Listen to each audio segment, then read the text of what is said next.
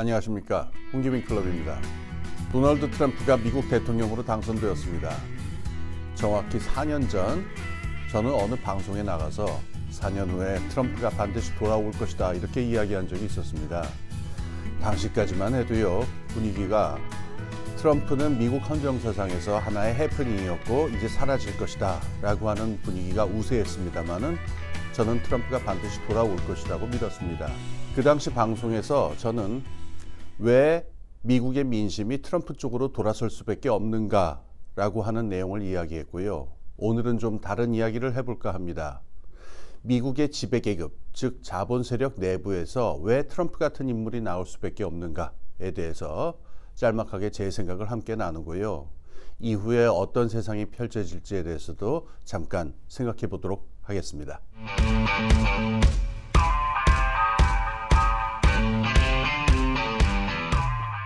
트럼프에 대해서 생각하기 전에요, 먼저 간단한 질문을 하나 던져볼까 합니다. 여러분은 미국이 국민국가 주권국가라고 생각하시나요? 아니면 제국이라고 생각하시나요? 좀 아리송한 질문일 수 있습니다. 자, 국민국가 주권국가라고 하는 것은 하나의 영토 내에서 그 국민들이 정치 공동체를 이루고 있는 그런 형태의 국가를 말하죠. 반면 제국이라고 하는 것은 그것보다 훨씬 넓은 범위에서 굉장히 넓고 보편적인 권력을 행사하는 그런 상당히 추상적인 어떤 단위를 말합니다. 제국이라고 하는 것을 이게 동서고금 여러 형태가 있었기 때문에 뭐 정의하기 쉽지 않습니다만 임시적으로 이렇게 한번 정의해 보겠습니다. 어떤 하나의 굉장히 보편적인 질서를 아주 넓은 범위에서 강제하는 보편적인 권력이다 이렇게 말입니다. 그래서 중국의 한나라라든가 당나라 같은 나라들도 떠오르고요. 로마 제국도 떠오르고 시원치 않았습니다만은 뭐 중세 유럽의 신성 로마 제국 같은 것도 떠오르고 합니다. 자, 미국이 과연 지난 30-40년 동안 하나의 국민국가 주권국가에 불과했느냐 아니면 전 세계를 경륜하는 하나의 제국이었느냐, 이 문제를 좀 생각해 볼 필요가 있겠습니다. 미국은 물론 프랭클린 루즈벨트 이후로 세계 질서에 계속 깊이 관여하는 어떤 그 패권 국가로서의 역할을 해왔고요. 특히 2차 대전 이후 냉전 기간 동안은 소련하고 맞서면서 이른바 자유진영을 지키는 맹주국의 역할을 했습니다. 하지만 이른바 신자유주의적 지구화라고 불리는 1980년대 이후의 기간 동안에는 미국은 그것보다 훨씬 더 적극적으로 세계의 정치 경제 질서를 지켜내가는 제국의 역할을 수행해 왔습니다. 우선 국제 정치적으로 보자면요, 그 소련이 무너진 이후에 단극 그 국제 질서가 성립이 됐으니까 세계 이곳저곳에서 세력 균형이 유지될 수 있도록 세계의 경찰 노릇을 열심히 했습니다. 그리고 금융이라든가 무역 같은 질서에 있어서도 세계 보편적으로 적용되는 질서를 만들어냈을 뿐만 아니라 그거를 WTO라든가 이런 장치들을 활용을 해서 강제해냈었습니다. 그리고 정치적으로 보더라도 미국식 민주주의를 하나의 표준으로 확립해서 이것을 전 세계로 확산시켜야 된다라고 하는 이른바 글로벌 스탠다드 같은 것들을 만들었고요. 사회 질서로 보았을 때도요, 이제 영어로 하자면 코스모폴리탄이라고 하죠. 그러니까 세계 시민주의라고 할까요? 그러니까 성소수자라든가 인종이라든가 젠더라든가 하는 부분들에 있어가지고 아주 널려 있고 관용적인 태도, 이른바 정치적으로 올바름, 이런 것들을 하나의 보편적인 질서로서 전 세계에 퍼뜨리는 역할도 했었습니다. 그리고 제국이 되면은 굉장히 아이러니한 딜레마도 하나 발생하는데요. 제국 스스로가 만들어낸 이 제국적 질서를 제국 스스로도 지켜야 되고 그것 때문에 상당한 비용과 희생을 치러야 하는 일들도 있다라고 하는 겁니다. 수없이 많은 예가 있습니다만 20세기에 있었던 아주 유명한 예를 하나 들자면요. 당시 세계를 지배하고 있었던 거는 이른바 대영 제국이잖아요.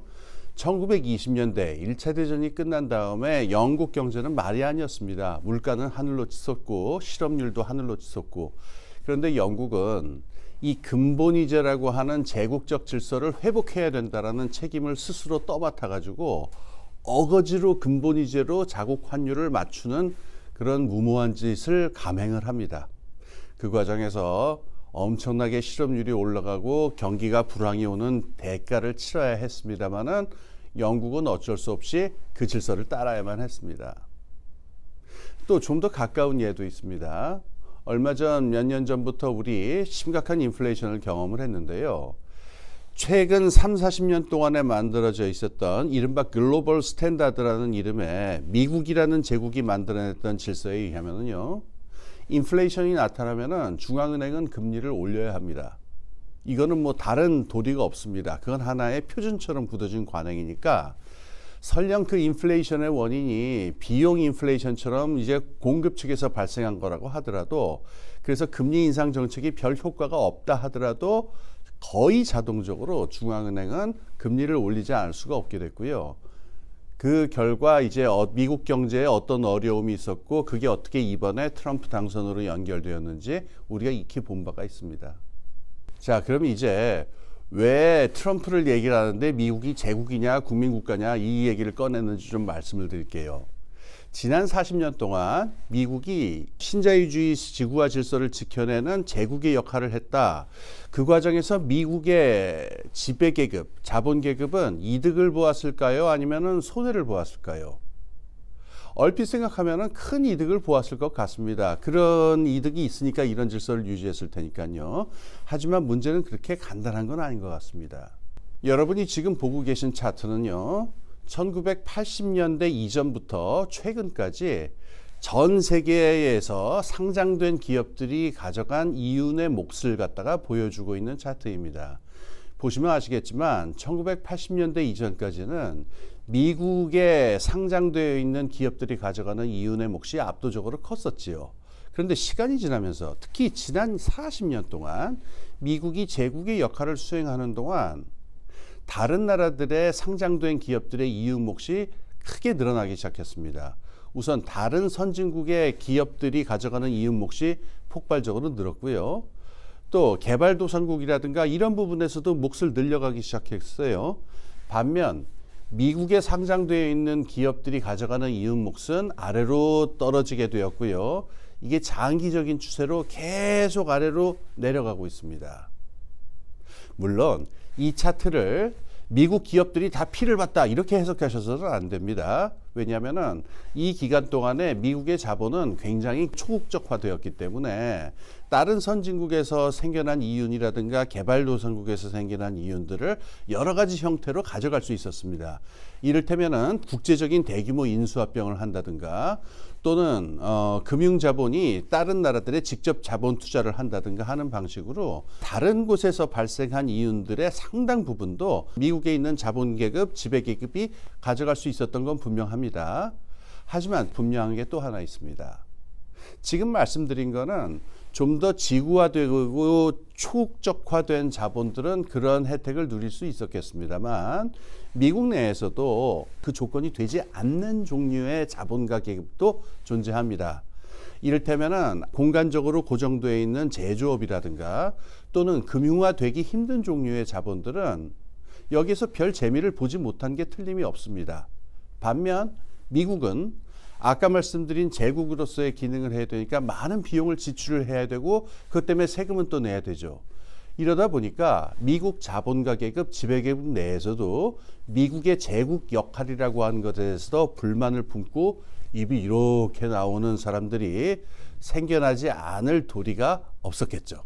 미국 내에서 이러한 소외된 자본 세력, 지배 세력은요, 그래서 미국이 제국 역할을 하면서 확립해 놓았던 글로벌 스탠다드, 그리고 국내적으로는 미국의 민주당이 주체가 돼가지고 형성된 이른바 주류적인 질서에 대해서 전면적이고도 강력한 반감을 갖는 그런 자본 세력들이 나타나게 되었습니다. 제가 볼 때는 트럼프가 바로 그런 불만을 가진 자본 세력들을 대표하는 인물이다. 저는 이렇게 보입니다. 트럼프가 처음에 당선이 되던 당시만 하더라도 트럼프에 대해서 갖고 있는 확신이랄까? 이건 그렇게 강한 건 아니었던 것 같습니다. 트럼프라는 인물 자체가 워낙 예측 불허고 또 알 수 없는 측면이 많았으니까요. 하지만 이번 대선 국면에서는 미국 자본 내에서 이 미국의 제국으로서의 역할에 대해서 불만을 갖고 있는 자본 세력이 분명히 도널드 트럼프의 편에 선 것으로 저는 봅니다. 요번에 선거 자금이 모인 것을 보면은요, 이 $6,600 이하의 그 개인 차원에서의 그 모금 액수를 보면은 이 해리스 후보가 도널드 트럼프 후보보다 압도적으로 더 많은 돈을 모았습니다. 기간도 짧았는데 거의 5배, 6배의 돈을 모았다고 해요. 하지만 미국 정치를 크게 좌지우지하는 정치 자금의 원천이 있죠. 슈퍼팩스. 이른바 대기업들이 돈을 모아가지고 한 후보를 크게 밀어주는 이런 미국의 독특한 정치자금 제도인데요. 이 10개의 가장 큰 슈퍼팩스의 모금액을 합쳐보면요, 오히려 도널드 트럼프 후보가 해리스 후보보다 모금액이 더 많습니다. 이건 제가 봤을 적에 미국의 자본 세력 내에서도 일정한 분열과 대립이 존재하는 게 아니냐라고 하는 방증으로 보입니다. 제가 4년 전에 했었던 방송에서는 왜 트럼프가 이 미국 서민들한테 지지를 받을 수밖에 없는가, 이런 거를 설명을 했었고요. 오늘은 미국의 지배계급, 자본계급 내에서도 트럼프를 미는 세력이 분명하게 나타났다. 오늘은 이렇게 말씀을 드렸어요. 자, 이게 합쳐지게 되면은 무시할 수 없는 강력한 세력이 됩니다. 게다가 들리는 얘기로는 이 도널드 트럼프의 준비가 만만치가 않습니다. 이런 일화가 있어요. 처음에 트럼프가 당선됐을 때는 본인 스스로도 당선될 줄을 몰랐다 그래가지고 깜짝 놀랐다 그래요. 그러니까 많이 준비되어 있는 것도 없고 여러 가지 실수들도 많았는데 이번엔 다르다고 합니다. 굉장히 계획적이고 여러 가지의 단계적인 조치들을 준비해서 하고자 하는 바를 잘 준비해 놨다고 합니다. 거기다가 미국의 공당인 공화당을 거의 다 완벽하게 장악을 했고요. 지금 백악관만 잡은 게 아닙니다. 이번에 치러진 상원 하원 선거에서도 공화당이 우위를 점해버렸고요. 거기다 미국의 대법원도 지금 다수파가 보수파인 상태이지요. 이렇게 입법부, 사법부, 행정부, 이걸 다 트럼프가 장악하고 있는 상태니까 이제부터 상당히 다른 국면이 펼쳐질 것 같습니다. 그렇게 해서 펼쳐질 트럼프의 정책이라고 하는 게 크게 보자면은 지난 40년 동안 특히 클린턴 대통령 이후에 미국이 맡아왔었던 이 글로벌 놈, 글로벌 스탠다드를 지켜내는 제국으로서의 역할에 대해서 방기하고 벗어나는 방향으로 갈 것이라고 하는 것은 예측할 수가 있겠죠. 예를 들어서 이 전 세계의 어떤 평화와 안정과 세력 균형을 유지하겠다, 이런 역할보다는요, 미국 자체의 국방력을 강화할 뿐 다른 지역에서 뭐 분쟁이 벌어지든 전쟁이 벌어지든 우리는 개입하지 않겠다라고 하는 상당히 고립주의적인 방향으로 갈 가능성이 높겠습니다. 그리고 금융질서라든가 무역질서 부분에 있어서도 지난 30-40년 동안 확립되어 있던 이런저런 룰과 규칙들에 대해서 상당히 냉소적이고 좀 미온적인 태도를 가질 가능성이 높겠죠. 그래서 지금 벌써 뭐 비트코인이라든가 보호무역 관세 이야기, 여러 가지 이야기들이 나옵니다만은 그동안 이단적이라고 이야기되었었던 여러 정책들 아마 행해지겠죠. 그리고 미국의 제조업들을 살리면서 제 개인적으로 생각하기에는 미국 국내 차원에서 지금까지 소외되었던 자본들에 대해서 강력한 여러 가지 보조금이라든가 지원 정책이 있을 뿐만 아니라 큰 규모에서의 국내적인 인수합병도 벌어지지 않을까, 저는 뭐 이런 생각도 듭니다. 예, 이제 이 국면을 조금 한 발 물러서서 좀 역사적인 시각에서 한번 볼 필요가 있습니다. 저는 1930년대의 기억이 자꾸 떠오르는데요. 1920년대까지만 하더라도 전 세계는 이 근본위제라고 하는 그 당시의 글로벌 스탠다드를 지켜내기 위해서 안간힘을 쓰고 있었습니다. 그러다가 1930년대로 가게 되면은 미국이나 영국 같은 종주국들, 강대국들 스스로가 그 제국적 질서를 버리고 근본위제를 탈퇴해버리기 시작합니다. 그때부터 전 세계가 세계적인 질서가 완전히 바뀌는 일이 이제 벌어지게 되죠. 이번에 미국에서 트럼프 대통령이 되었다. 그리고 트럼프 대통령이 지금까지 미국이 지탱하고 있었던 어떤 제국적 질서라고 하는 것에 대해서 냉소적인 태도를 보이면서 마이웨이 하면서 가려고 한다. 여러 면에서 1930년대를 좀 방불케 하는 느낌이고요. 굉장히 많은 혼란과 불확실성이 우리들 앞에 놓여 있는 것 같습니다. 정신 바싹 차려야 되겠습니다. 오늘 트럼프 당선에 대해서 제 짧은 생각을 한번 나누어 보았는데요. 잘 들으셨는지요? 근데 조금 아쉬운 말씀 드려야 되겠습니다. 오늘 올라간 영상을 마지막으로 제가 한 두어 달 쉬는 시간을 가질까 합니다. 뭐 다들 바쁘시겠지만은 이 연말 되면 또 특히 바빠지잖아요. 저도 그래서 미처 하지 못한 일들 지금 정리하느라고 무척 바쁩니다. 그러다 보니까는 이 영상의 내용에 대해서 좀 더 많이 신경을 쓰고 좀 더 많이 고민을 할 수 있는 시간이 부족해서요. 제가 한 두어 달 있다가 좀 더 많은 고민과 생각을 가지고서 더 좋은 영상으로 여러분 찾아뵐까 합니다. 자, 그러면 다시 만날 때까지 건강하게 잘 지내시기 바라겠습니다.